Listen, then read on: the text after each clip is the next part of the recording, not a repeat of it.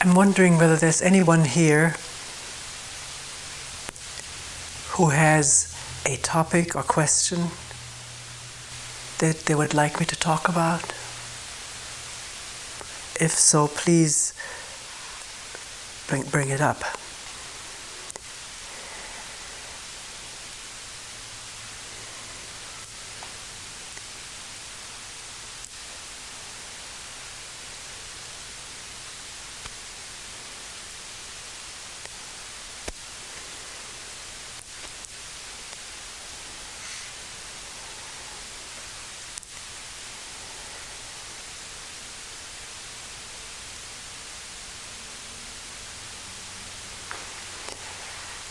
Maybe there will also be time after this talk. I don't know how long it will be. I don't even know right now what I'm going to talk about.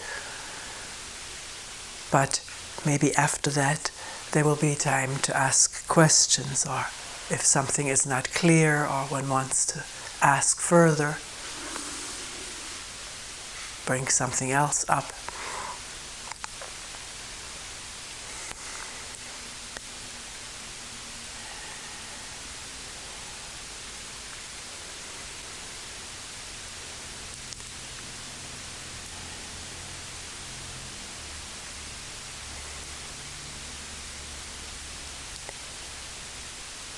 The question that is often asked of people who do some sitting or go to a retreat or come to a talk or discussion period which is preceded by some sitting. When people mention this to friends or relatives, they're often asked, why do you sit?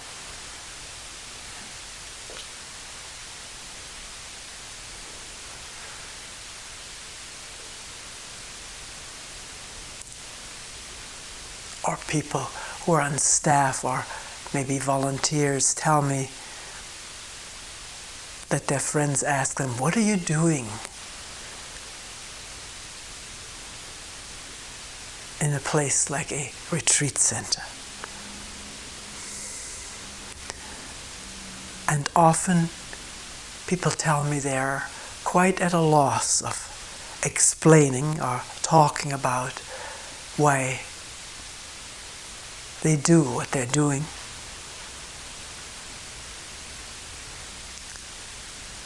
So all of us tonight, or most of us, have sat a couple of rounds of sitting quietly.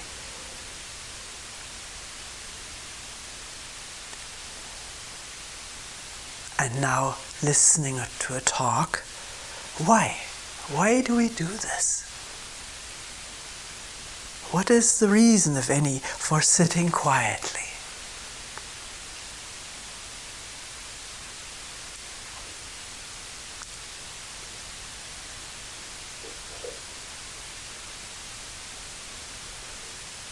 Maybe regularly, maybe every once in a while. Half an hour a day, maybe 5 or 10 minutes a day. Or coming to a retreat. Why? What is it about this sitting quietly?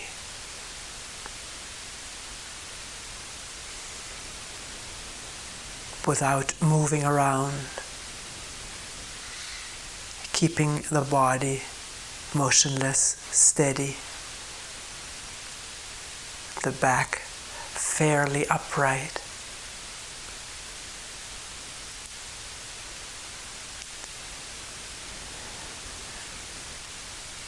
One has to find out for oneself, doesn't one, what it is about this quiet sitting.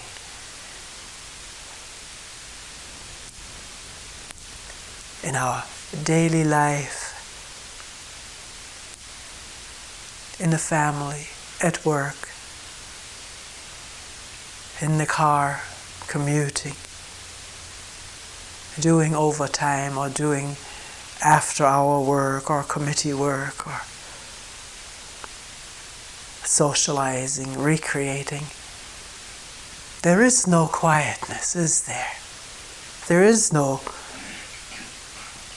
motionlessness. There's constant moving, talking. Of course, one may sit all day long at a desk,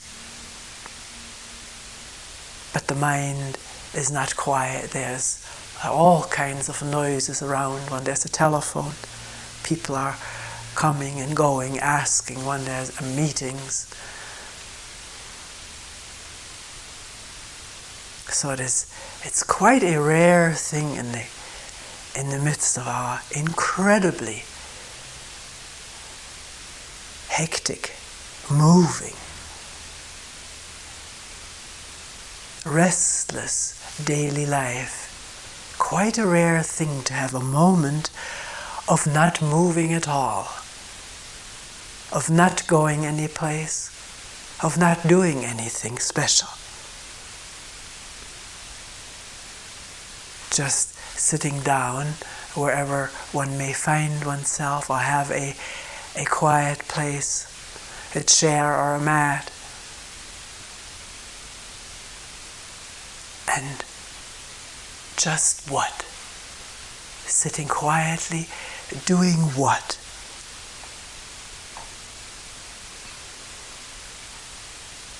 Right? As we're sitting now, what is it that's going on in this quiet sitting? Not looking around left and right, the eyeballs still, the body still. Is the mind itself open? Or is it churning, moving, thinking, imagining, projecting, fearing, or a tremendous tendency to go to sleep, tired, bored? Or is there somewhere, one knows not where, one can't describe it, an openness, an awareness to listen quietly. Listen to the fading sound of a plane, the ticking here of a clock behind me. Tick, tick, tick, tick, tick, tick, tick, tick, tick. Is there quiet listening and tick, tick, tick?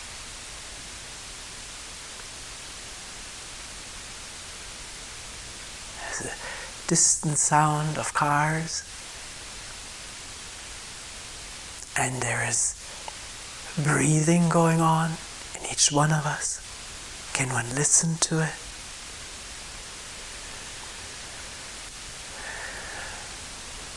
Maybe a deep breath or a shallow breath, quick one, slow one. There's something going on, in and out, up and down. Can that be listened to? Not trying to produce it or regulate it, or change it or control it, but just simply, openly listening. Can we do that?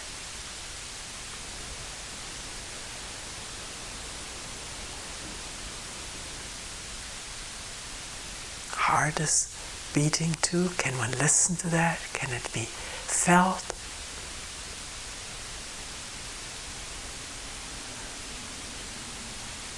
Sound of the car, ticking, breathing. Maybe some tingling in the body, some warmth or coldness. Can it be felt?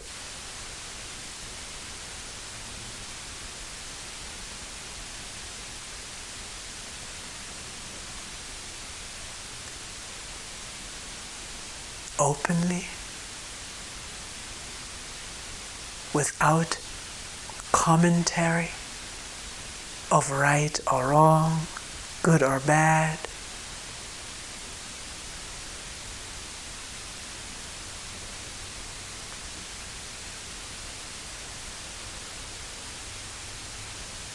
Are there thoughts going through the mind? Thoughts, feelings in the body, emotions maybe, or feeling of numbness, no feeling. Can that be felt and listened to? Thoughts, feelings, emotions.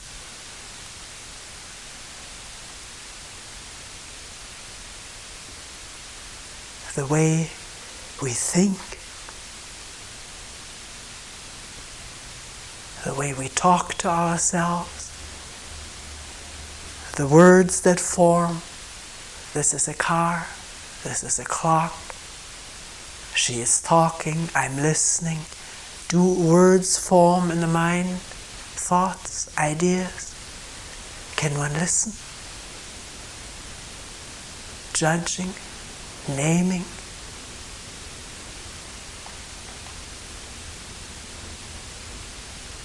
This is an airplane. Do those thoughts form in the mind? I can hear it, I can't hear it, whatever there's going on in the mind, can there be moments of simple awareness?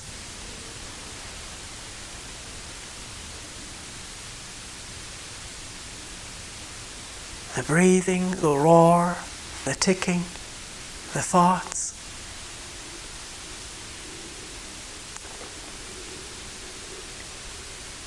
Without interfering, without will, to want it to be different.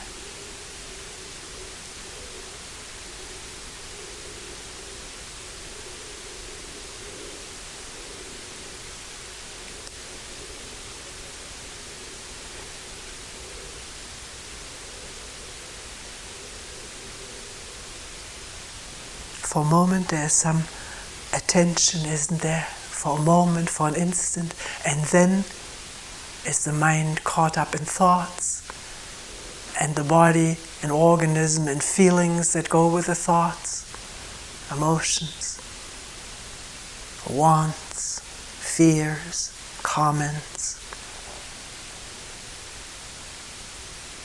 Can there be awareness of that for a moment, for an instant, without any judgment, without any wanting it to be otherwise?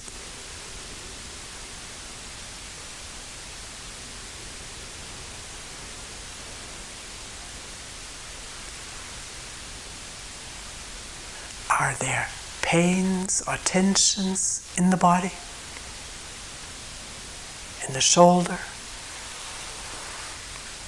In the chest? In the heart? In the head? In the face?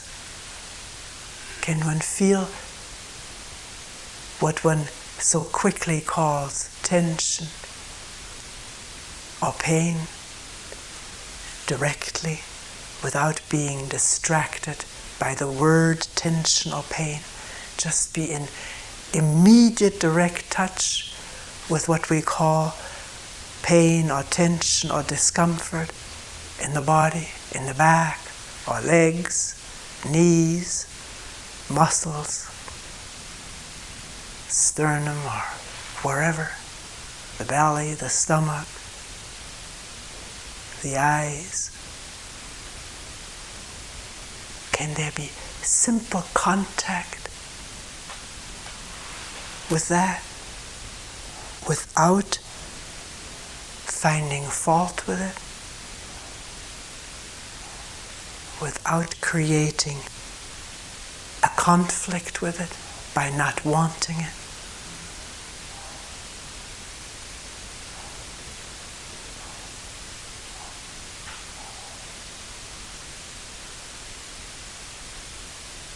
There's the barking of a dog. Can that be heard simply, without making a thing out of it? The listening, woof, woof, woof, and the heart beating, the clock ticking, pain in the shoulder, tension someplace or other. All of that unfolding in an awareness that is open and uncritical, undivided, non-judgmental. For one moment.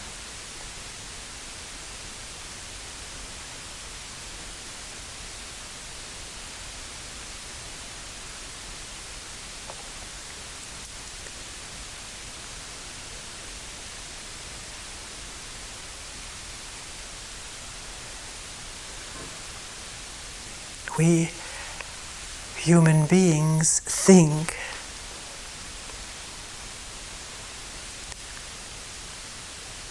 that what differentiates us and elevates us over all of nature, animals, plants, rocks and stones, is that we're aware, that we're conscious.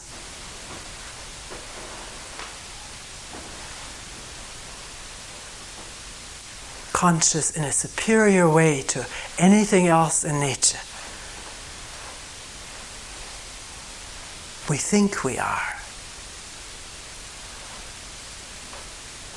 But we're not, really, most of the time. Deeply, thoroughly, clearly aware of how we are this moment, thinking, reacting, resisting, wanting, fighting or conflicting, insisting upon being right or someone else being wrong. All of our daily, moment-to-moment motions of mind and body happen mostly unawares. And one finds that out when one starts sitting and listening inwardly and outwardly, quietly, for brief or long periods of time. Then it dawns on one how little awareness there is from moment to moment. How much we are moving in automatic habits, which are the habits of our family, our social milieu, the society we grow up in, our friends we have, the culture we live in, the whole history we've had. These are the habits we live in, and we take them for granted, and we're not aware of them, and it's so hard to become aware of it for one moment at a time, of a habit running in a habit, moving habitually, automatically, mechanically, in thought and reaction, in fearing and wanting, resisting and attracting. So we're asking whether there can be an increasing awareness of how we think and talk and move and gesture and react and respond and communicate. One instant at a time. Not judgmentally, but openly, freely aware of what it is about this human being that may think she or he is free, but begins to discover how caught we are, all of us, in incredibly deep-seated habits since time immemorial, including the habit of thinking that we're free to think, free to do, free to choose, and yet caught up in our choices by our wants and desires and fears. which have been conditioned in us, in our parents, in our whole social environment in which we grow up, generation after generation.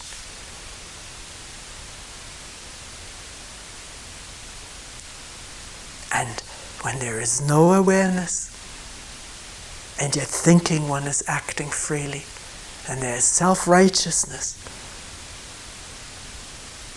and insistence on this being the way to be, the way to act, the way to respond, and inability to relate with the other who feels exactly the same way, only slightly different, because everyone wants something for himself, herself,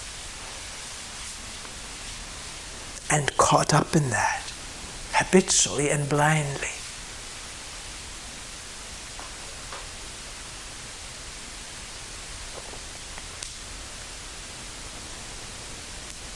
Do we realize our caughtness in habit? Not judgmentally. I'm not judging. I'm not condemning. But looking, pointing out what is happening, the way we live, the way we act, and relate or don't relate with each other. And wondering whether what is needed most of all, more than changing ourselves, improving ourselves, training ourselves,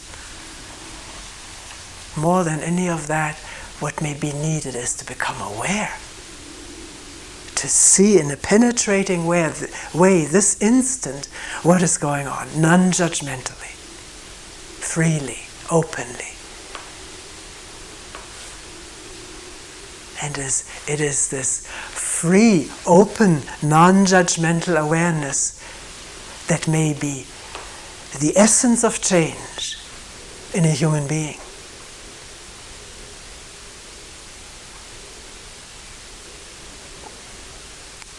A free, open, non-judgmental awareness of this human being caught in habit, automatism, reaction.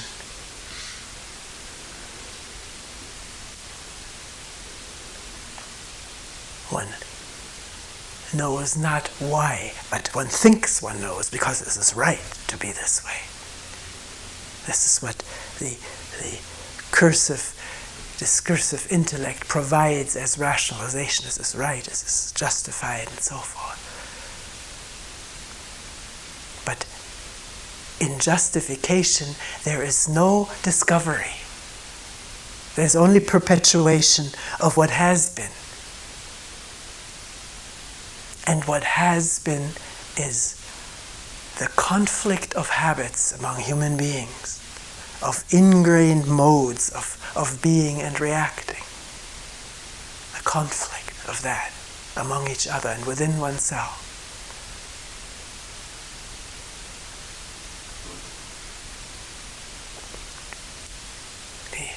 Right at the turn of the 80s, the last months of the 80s, the beginning of the 90s, was this feeling that momentous things are happening in the world.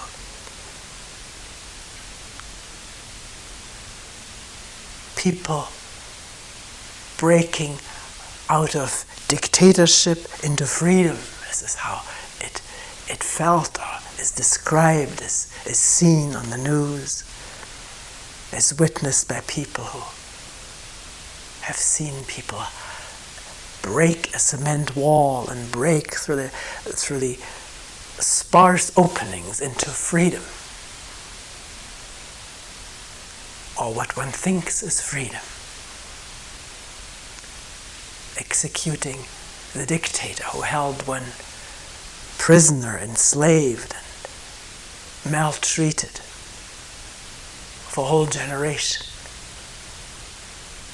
Freedom from the dictator, freedom from the secret police.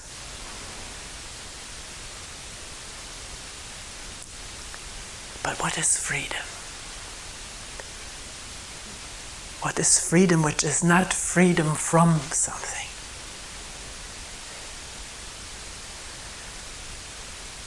Is the one who's breaking through the wall from one country to another, is that person free?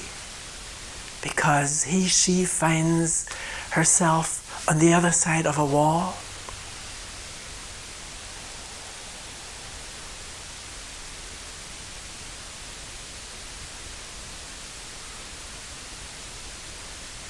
Finds herself or himself with an executed dictator,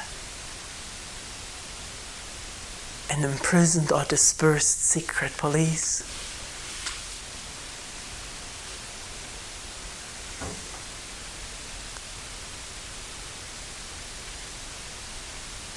Does that make us free? Deeply?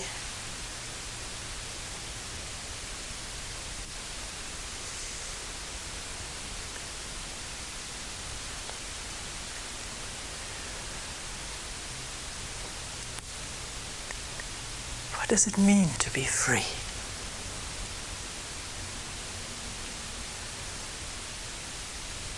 Has many meanings to it, isn't there? Like one can mean the freedom to travel, to take the job one would like to take. Freedom to purchase things if one has the money to do so.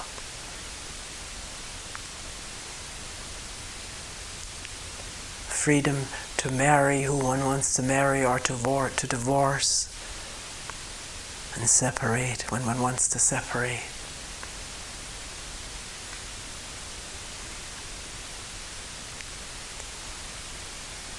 Is that freedom?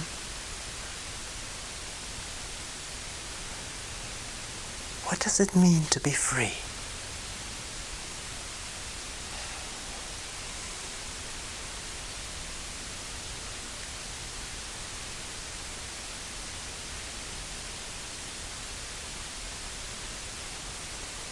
The external dictator may be dead or taken away to another country to be tried. But is one free inwardly? Free from conflict, free from habit, free from moods, from fears, from all the conflicts of different wants, different desires.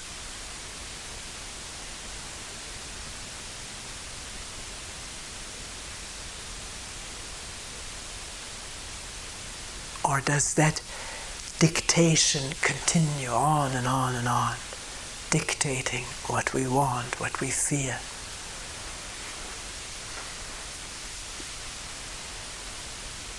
What we should do, what we shouldn't do. How we should be liked by other people, approved by others.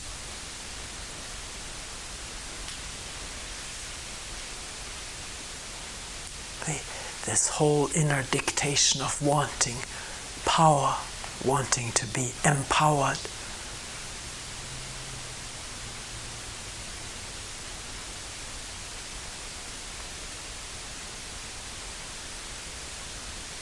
Or wanting someone to follow, or wanting others to follow one.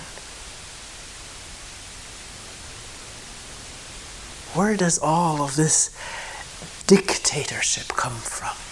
This inward dictatorship. Can one begin to watch it, listen to it, observe it freely, openly, non-judgmentally, curiously, not having answers for it, not finding or seeking solutions to it, but simply observing with some clarity an instant at a time. And how we react and want and pressure ourselves, pressure others, or feel pressured by others reveals itself best when we're in relationship with each other, at work, at home, in the line waiting to be checked out by the cashier in a supermarket, when somebody steps in front of one. Are we interested in finding out about our inward dictatorship, our unfreedom? Or do we just think we're free and conscious of everything? Or can we question that? Not say we are or we aren't, but put it all up for questioning. And at a moment of quiet sitting, begin to listen curiously, freely, openly to what all is going on inside and out.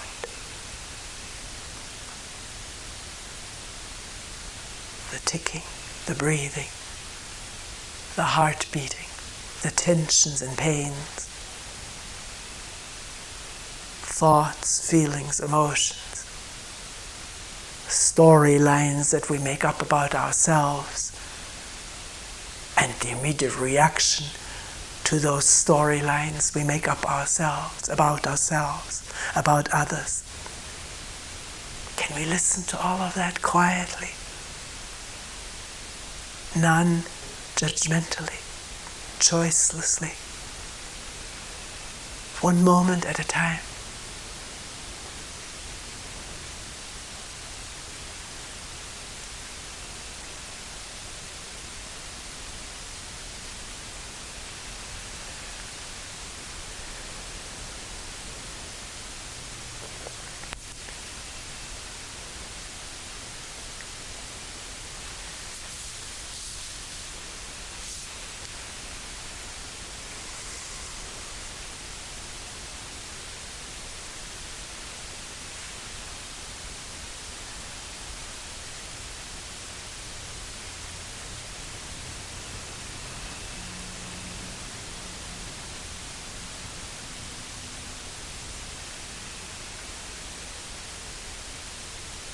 Would somebody or anybody like to say something or ask something about this? Question it or comment on it? Wonder about it aloud if there's unclarity about what was said, or maybe wanting to go over something again that wasn't clear.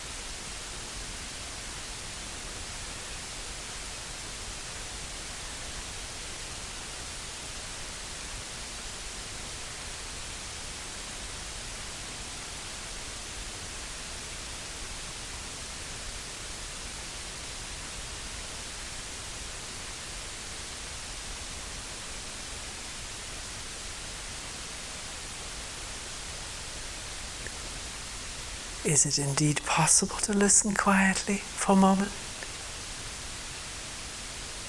to what is happening without thinking about it, or if thought about it comes up, to see that that is thought about something but not the thing itself, the ticking itself, the breathing, listen to it. The breathing itself isn't thought, is it? It's just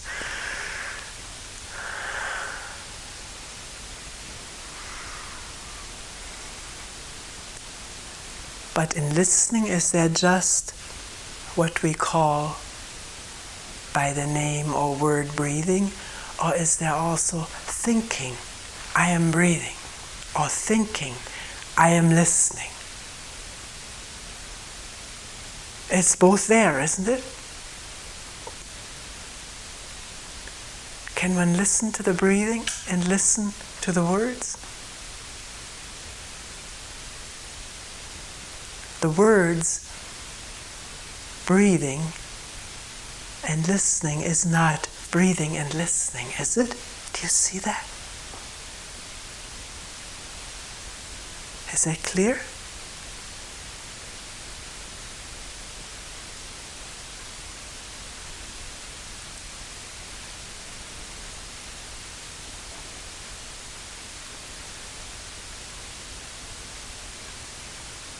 The words, sound of traffic is not the actuality of that.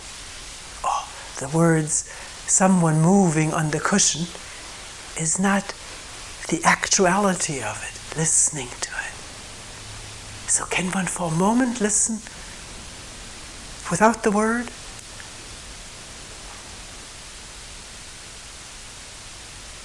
Without the knowledge about it?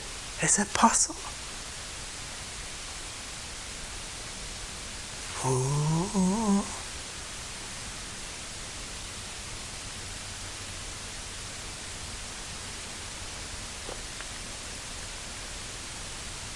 Not that the words are bad or wrong.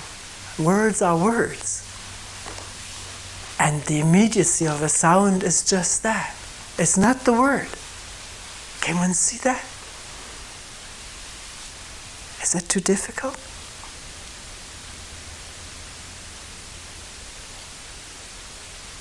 See it or hear it. The words don't matter. What matters is the openness of awareness, which is not habitual.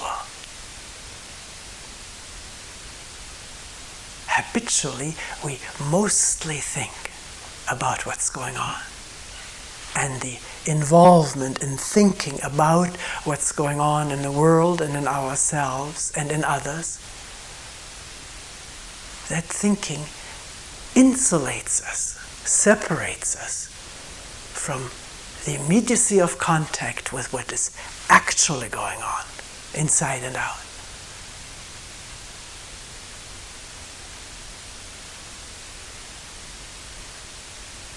The actuality of fear or wanting.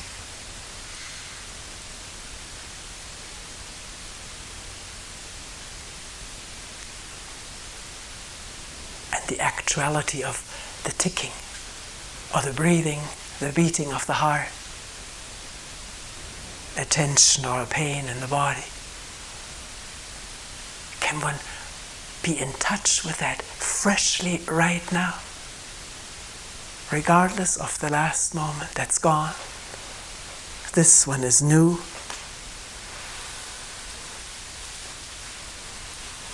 Do you want to say something? It's very difficult to be directly in touch and freely, openly aware. Not just for a flickering instant, but for some period of time.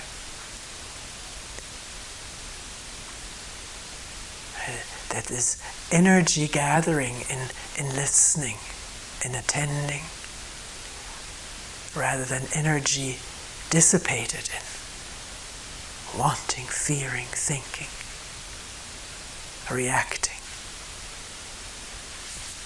Energy gathering in listening to fear, rather than moving habitually with it, or being moved by it. Unawares, or just dimly conscious of it, not fully aware.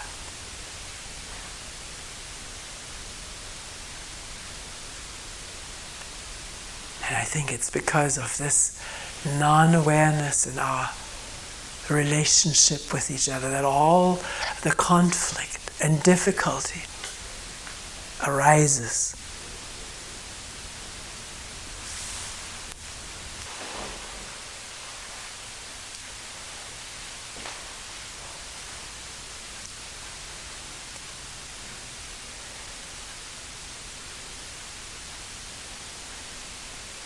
If we're not aware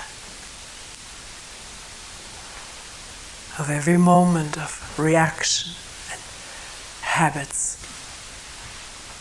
mechanical ways of relating with each other, and the justification for the taking for grantedness of it, if we're not aware of all that, we continue to be in conflict with each other, individually and globally, nationally, without any change or solution. It just continues forever.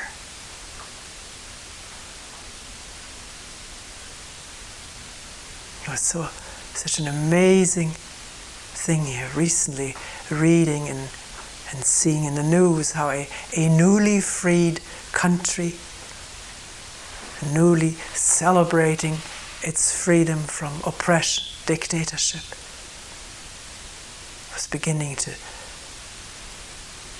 discriminate and fight and try to expel a minority that had been living in that country under the same dictatorship, under the same conditions, same climate, same food or lack of food.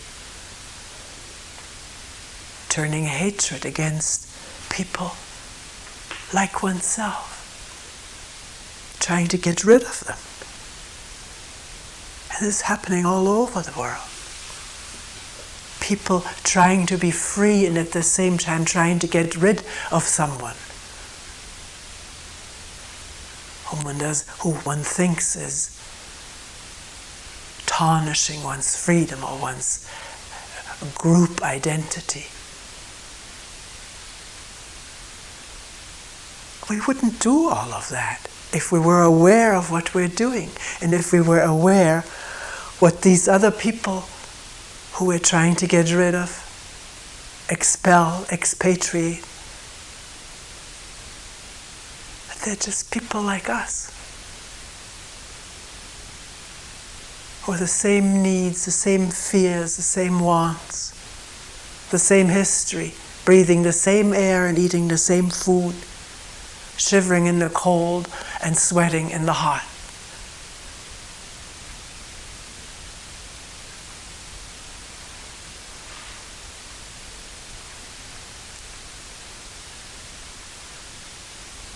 We wouldn't gang up on each other and hate each other, try to harm each other by word or deed.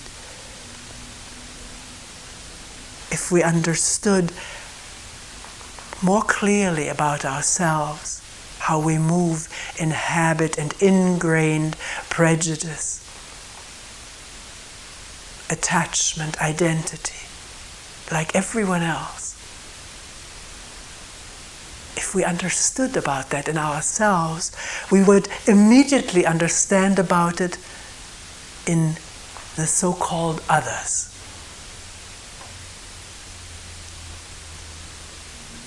And with this understanding, there may come some genuine love for each other, rather than this perpetuation of hatred and belligerency.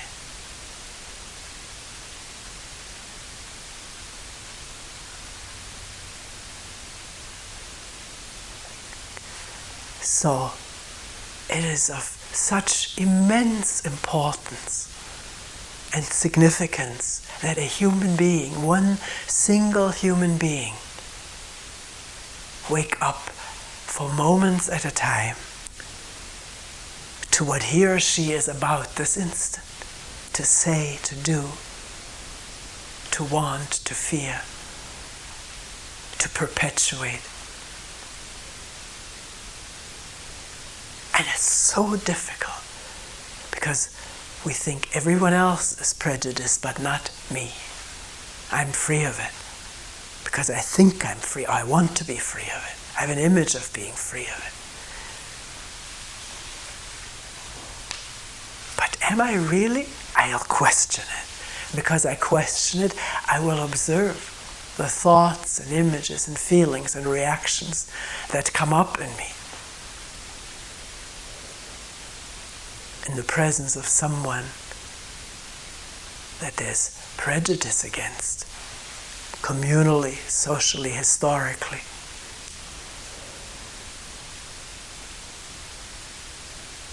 Are we willing to do that? To question everything we think and do and hold on to and look at it afresh?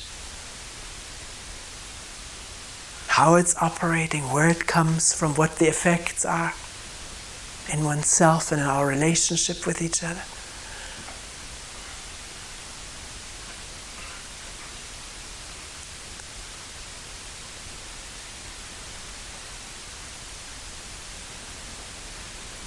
Can it begin in a quiet moment of sitting, or a quiet moment of listening in the midst of the hubbub of our daily life? A quiet moment of listening and looking inwardly and outwardly. In the midst of family tension or tension at the office.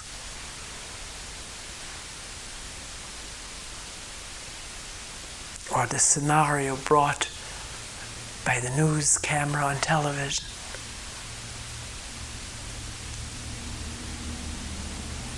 To look intelligently, to listen intelligently. Is this possible for one human being?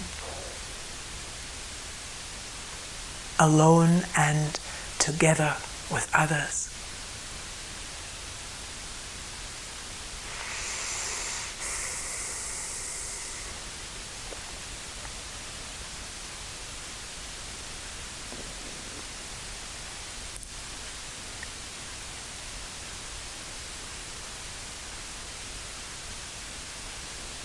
Not shutting out the clock, the traffic, the breath, the heart, the pain and tensions inside.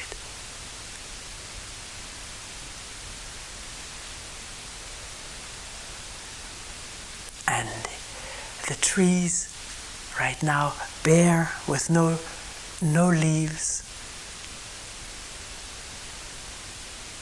Just a lacy network in the daytime against the cloudy sky, and when the rain washes the branches, the sparkling when a car drives by.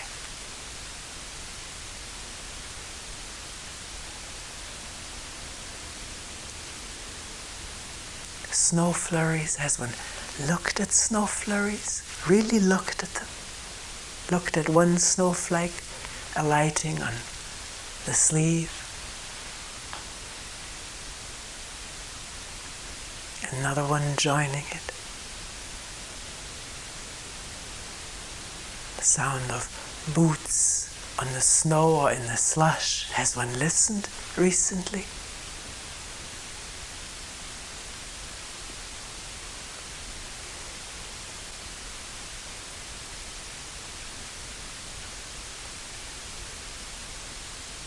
There's still birds around even though there's winter time. Has one looked at them recently? A bird alighting on a branch or taking off with others.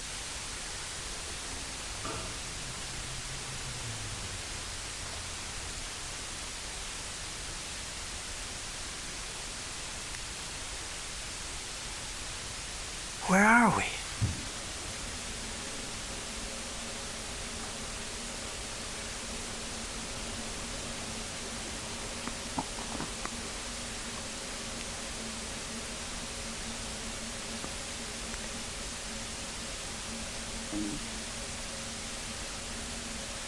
Where is everything?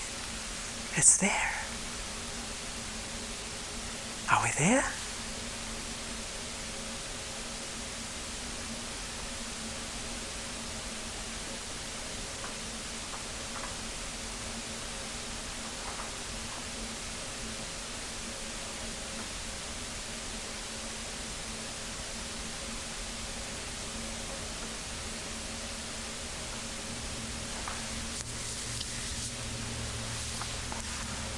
we will end here for tonight.